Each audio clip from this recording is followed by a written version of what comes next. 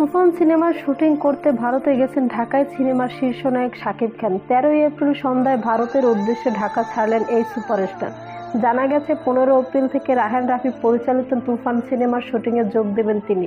প্রায় এক মাস ভারতের বিভিন্ন লোকেশনে চলবে ছবিটির দৃশ্য ধারণ। 90 দশকের প্রেক্ষাপটে হবে তুফান সিনেমার শুটিং। গ্যাংস্টার গল্প বলবে তুফান। নির্মাতা রায়হান রাফি আগেই জানিয়েছে সিনেমাটার নির্মাণে থাকবে সব আধুনিকতার ছোঁয়া।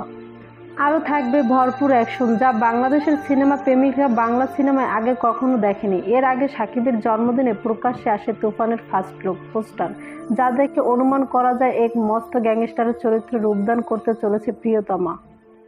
প্রকাশিত এই লুক পোস্টারটি মুহূর্তেই সামাজিক যোগাযোগ মাধ্যমে ব্যাপক শোরগোল ফেলে দেয়।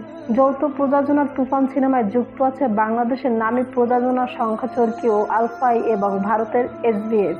রায়হান রাফি এই সিনেমায় সাকিব ছাড়াও রয়েছেন কলকাতার মিমি চক্রবর্তী এবং বাংলাদেশের মাসুমা রহমান নাবিলাকে। শোনা যাচ্ছে চলচ্চিত্রটি ভিলেন হিসাবে দেখা যাবে যিশু সেনগুপ্তকে। চলতি বছরে ঈদ উল আজহায় মুক্তি পাবে এই সিনেমাটি। এদিকে রোজার ঈদ উপলক্ষে দেশের 125টি প্রেক্ষাগৃহে মুক্তি পেয়েছে ঢালিউড কিং অভিনীত সিনেমা রাজকুমার। মুক্তির পর সারা দেশের সিনেমা প্রেমিকদের মধ্যে ব্যাপক উদ্দীপনা তৈরি করেছে ছবিটি।